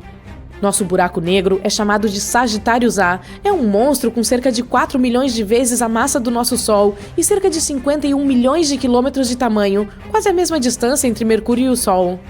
Mas não se preocupe, ele não está atraindo a Via Láctea para dentro e não vai nos devorar. Esses buracos negros são, na verdade, muito pequenos em comparação com toda a galáxia, portanto só podem comer o que estiver por perto. No momento, muitas estrelas orbitam Sagitários A. E embora emita uma enorme quantidade de energia, não podemos ver sua luz da Terra sem muito esforço científico. Mas por que não vemos o centro em si? O bojo galáctico é tão brilhante que, embora esteja a 26 mil anos-luz de distância, deveríamos vê-lo brilhando intensamente em nosso céu, mas não conseguimos. Na verdade, tudo isso se deve à poeira espacial. Há muita dela entre nós e o núcleo, o que absorve a maior parte da luz visível. Só podemos observar o núcleo galáctico usando outros tipos de luz, como o infravermelho próximo, raios gama e assim por diante. A NASA tem imagens do núcleo em diferentes tipos de luz e elas mostram como o centro é assustadoramente brilhante sem a poeira bloqueando nossa visão. Mas nem todas as regiões brilhantes são bloqueadas por gás e poeira. Por exemplo, quando olhamos para aglomerados densos como o Messier 13, as estrelas estão tão próximas umas das outras que parecem apenas uma mancha branca. A maioria dos nossos telescópios não consegue separá-las umas das outras. A galáxia satélite M32, nossa vizinha perto da galáxia de Andrômeda, tem cerca de 84 estrelas por ano-luz.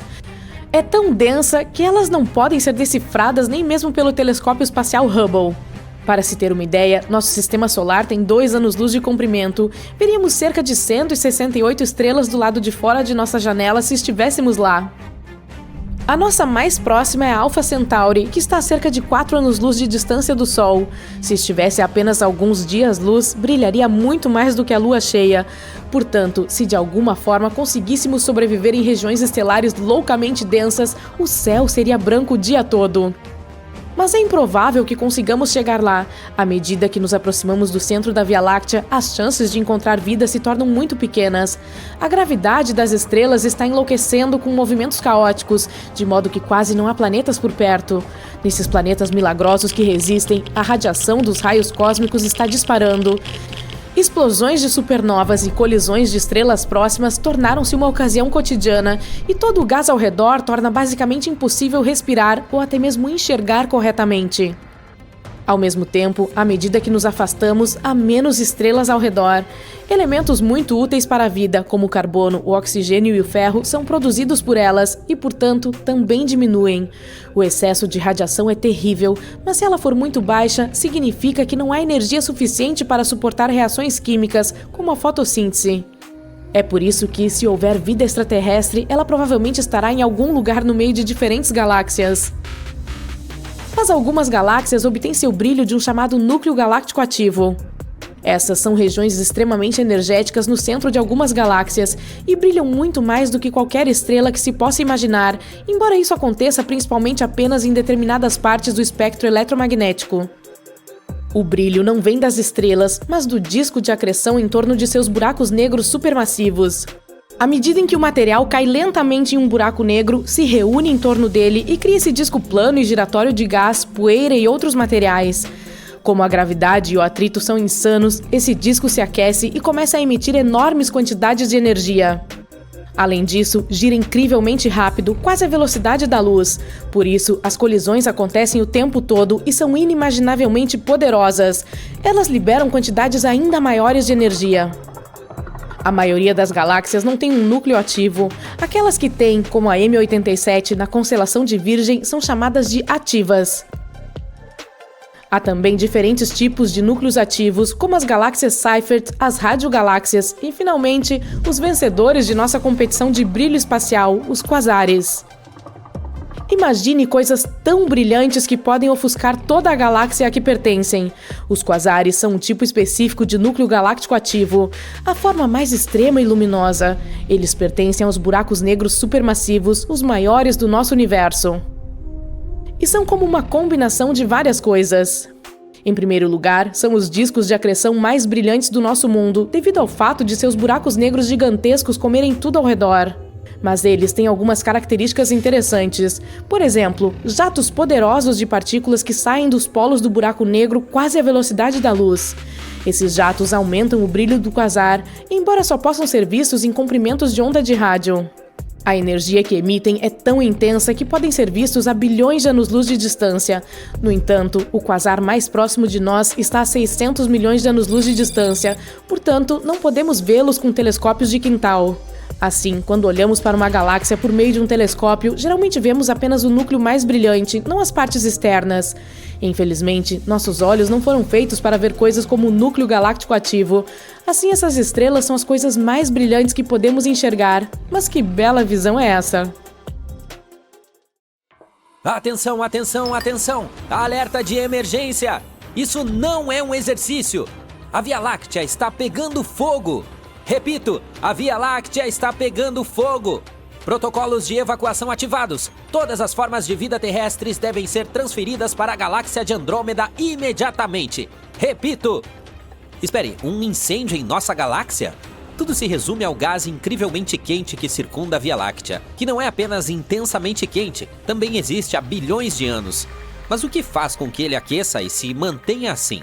A Via Láctea contém muito mais gás do que estrelas, e ele é fundamental para a formação de novas.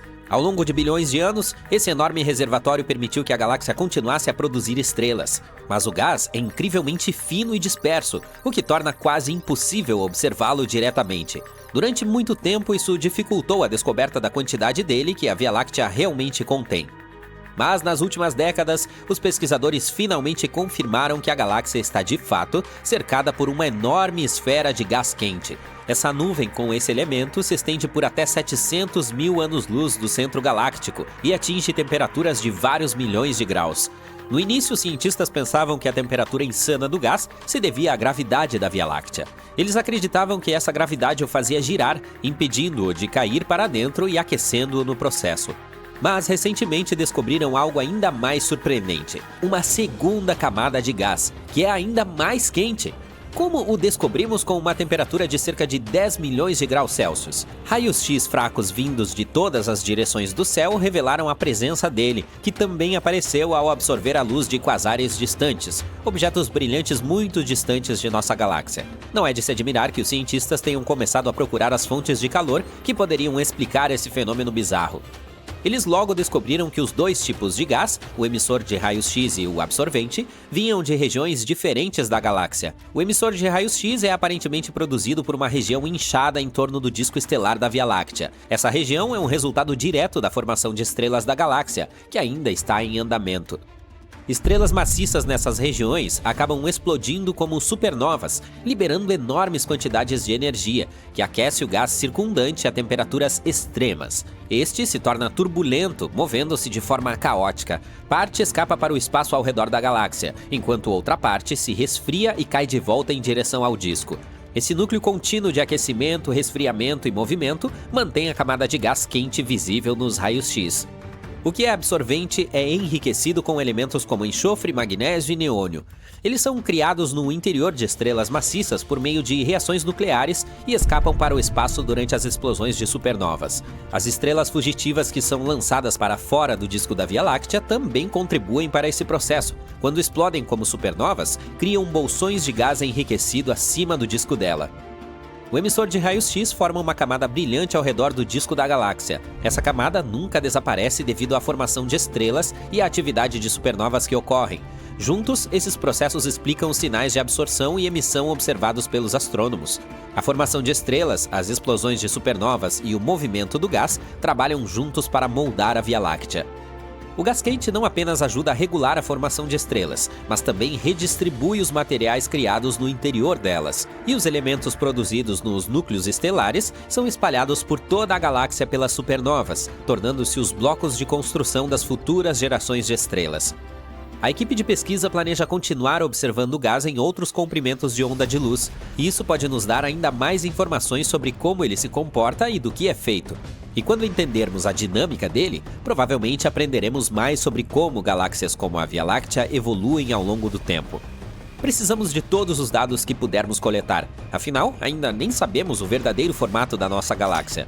Descobertas recentes revelaram que ela não é um disco plano, como se pensava anteriormente, mas tem uma estrutura deformada. E o que é mais louco? A matéria escura pode ser a causa dessa deformação.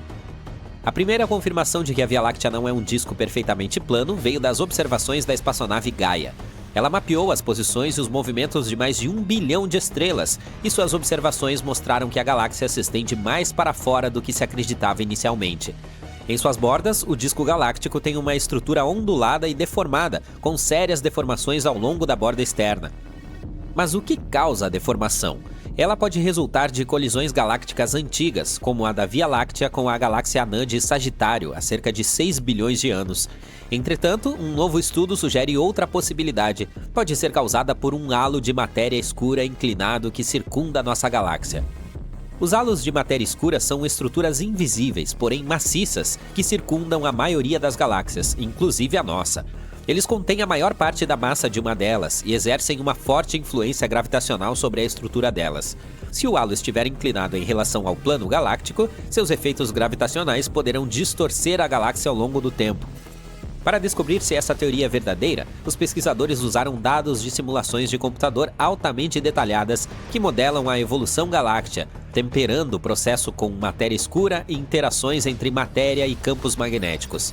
A análise revelou que a região interna de um halo de matéria escura pode de fato se inclinar significativamente em relação ao plano de uma galáxia.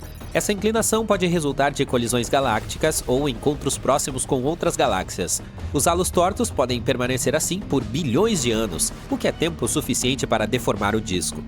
Ao mesmo tempo, esse fenômeno não é algo único. Os astrônomos também observaram planos deformados em outras galáxias. De fato, quase metade de todas as que são espirais no universo têm discos deformados. Assim, os halos de matéria escura inclinados e seus efeitos gravitacionais podem desempenhar um papel generalizado na formação das galáxias ao longo do tempo. Enquanto procuramos por respostas, a Via Láctea continua a brilhar intensamente. Mas que tipo de eletricidade espacial mantém suas luzes acesas? O que alimenta o processo de formação de estrelas? Afinal, aproximadamente uma do tamanho do Sol nasce a cada ano e ela precisa de muito combustível. A formação desse astro requer hidrogênio, o elemento mais abundante no universo. Mas ele já teria se esgotado há muito tempo, a menos que houvesse uma fonte de reposição. Ela pode incluir nuvens de hidrogênio que se movem rapidamente e chovem sobre o disco da galáxia. O hidrogênio que alimenta a Via Láctea é ionizado, o que dificulta a sua detecção. Ao contrário do atômico, que emite luz, o ionizado não emite. Em vez disso, absorve a luz, o que significa que só pode ser observado quando passa na frente de uma fonte de fundo brilhante. Antes, os astrônomos usavam quasares, objetos espaciais distantes extremamente brilhantes, como luz de fundo para detectar essas nuvens de gás. Infelizmente, nesse caso, era impossível determinar a que distância as nuvens estavam. Elas poderiam estar localizadas em qualquer lugar entre a Via Láctea e os quasares, a bilhões de anos-luz de distância.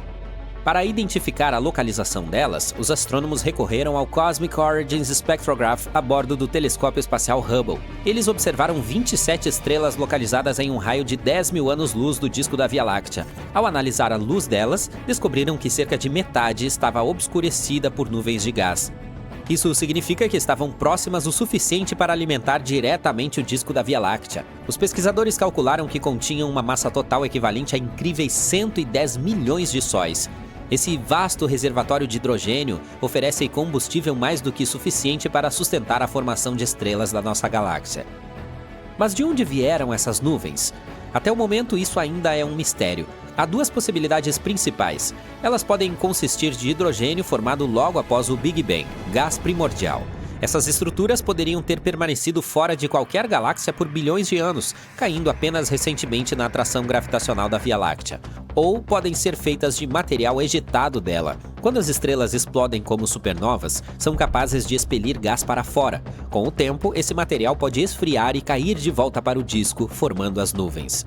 Só conseguiremos descobrir a origem delas depois de estudar sua composição química. O gás de estrelas em explosão contém elementos mais pesados, enquanto o primordial criado após o Big Bang é composto quase inteiramente de hidrogênio e hélio. Os futuros telescópios ultravioleta poderão fornecer as medições detalhadas necessárias para resolver a questão. Você está em um lindo planeta com uma paisagem bem diferente. Ao seu redor há pessoas comuns caminhando nesse mundo exótico. Mas está tudo normal. Você mora aqui agora. A humanidade decidiu que era hora de deixar a Terra. E agora todos nós vivemos bem longe, em outra galáxia. Mas o que aconteceu com o nosso planeta de origem? Bem, nosso sistema solar tinha uma data de validade. Se passaram 7,5 bilhões de anos desde 2020. E o Sol começou a se expandir, engolindo os planetas um a um. Mercúrio, Vênus, Terra... Mas as condições de vida na Terra ficaram insuportáveis muito antes disso. Vamos voltar a essa época. Em 4,5 bilhões de anos, nossa galáxia vai passar por um acontecimento incrível. A galáxia Andrômeda nos atingirá com uma velocidade tremenda. Como resultado dessa colisão, algumas estrelas serão jogadas para longe, enquanto outras formarão novos sistemas solares. E o mais provável é que todos os seres vivos deixem de existir a partir da fusão das duas galáxias. É por isso que as pessoas resolveram arrumar suas coisas, entraram em espaçonaves de nova geração e partiram para partes longínquas do espaço em busca de um novo lar. Pode haver uma infinidade de planetas no universo nos quais os humanos podem, supostamente, viver. Um dos principais requisitos é que o planeta precisa orbitar uma estrela em sua zona habitável, ou seja, a temperatura precisa permitir que a água fique em estado líquido. Encontramos sistemas estelares parecidos com o nosso todos os anos, e recentemente descobrimos um bem pertinho de nós. Se trata da Próxima Centauri. Há pelo menos 2 planetas ao redor dessa anã vermelha, nos quais poderíamos habitar. Mas o problema é que esse sistema está a 4,2 anos-luz de distância. Então tivemos que dar uma olhadinha na nossa garagem e escolher um veículo que pudesse nos levar tão longe. O Saturn V é um foguete que foi usado para levar os humanos à Lua. Ele alcançava uma velocidade 30 vezes maior que a do som. Hoje temos tecnologias mais avançadas, como o foguete Falcon Heavy, da SpaceX. Porém, a velocidade ainda é praticamente a mesma. Esse foguete levaria cerca de 113 mil anos para nos levar à estrela mais próxima. Então, vasculhamos nossa garagem com mais cuidado e vimos o objeto espacial mais rápido já criado pelos humanos, a sonda Parker Solar. Sua velocidade é de 750 mil km por hora. Ela usa a gravidade do Sol para acelerar. Então, vamos supor que seja possível construir um foguete que consiga alcançar essa velocidade. Agora analisamos um mapa estelar, fazemos alguns cálculos, desenhamos diagramas e... 6.600 anos. Agora vamos olhar para os fótons. Eles são as menores partículas que viajam à velocidade da luz. E aí você pensa, será que dá para construir uma nave capaz de viajar tão rápido quanto um fóton? Até recentemente, viajar nessa velocidade era impossível. As leis fundamentais da física dizem que nenhum objeto com massa consegue acelerar tanto assim. Energia é necessária para acelerar a massa e para alcançar a velocidade da luz, que é de aproximadamente 300 mil km por segundo. Precisamos de uma quantidade infinita de energia. Mesmo assim, isso é lento demais. Levante a cabeça e olhe para o Sol. Ele está tão perto de nós, mas a luz dele alcança nosso planeta em 8 minutos. É o tempo que você leva para passar pelo drive-thru e pegar seu hambúrguer. E uma jornada até a estrela mais próxima levaria 4,2 anos. Dá para se graduar na faculdade durante esse período. Mas podemos encontrar um jeito de driblar as leis da física e viajar mais rápido que a luz. Dobra espacial. Essa é uma tecnologia que manipula o espaço e o tempo para quebrar as leis do movimento. Na ficção científica, é um campo que envolve uma espaçonave como se fosse uma bolha ou uma concha e permite que ela exceda a velocidade da luz. Já temos uma tecnologia semelhante, a propulsão de Alcubierre. Como é impossível se movimentar na velocidade da luz no espaço-tempo normal, a nave precisa se mover comprimindo o espaço à sua frente e expandindo ele atrás de si. Aí não só a nave se movimentará, mas também o espaço-tempo dentro dessa bolha. Na verdade, isso permitirá que a espaçonave se movimente em qualquer velocidade até 10 vezes mais rápido que a velocidade da luz. Mas para dobrar o espaço-tempo, a nave precisa ser monstruosamente gigante. Precisamos de uma quantidade de energia comparada à quantidade de massa e energia do planeta Júpiter inteiro. Mas, em simpósios recentes, os cientistas começaram a dizer que existe esperança. Em 2069, a NASA planeja lançar uma missão interestelar para explorar planetas habitáveis fora do nosso sistema solar. Ainda não sabemos detalhes sobre essa missão.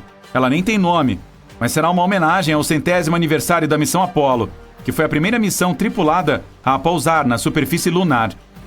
Nesse lugar, próximo de Pasadena, na Califórnia, um pequeno grupo de cientistas do Laboratório de Propulsão a Jato da NASA está fazendo de tudo para que a missão aconteça. E seus últimos cálculos fizeram com que todos gritassem Eureka! Parece que o anel ao redor da nave, que seria responsável por criar o famoso campo de dobra, não deveria ser perfeitamente redondo como eles pensavam. Ele precisa ter o formato parecido com o de um donut. Isso vai simplificar muito o design e a construção da nave. E a melhor parte é que para testar essa tecnologia, uma espaçonave do tamanho da sonda Voyager 1 é suficiente. Agora os pesquisadores estão tentando alcançar pelo menos 10% da velocidade da luz e lançar a sonda para o sistema estelar Alpha Centauri. Nesse caso, para cobrir a distância de 4,4 anos-luz, a sonda precisará de 44 anos.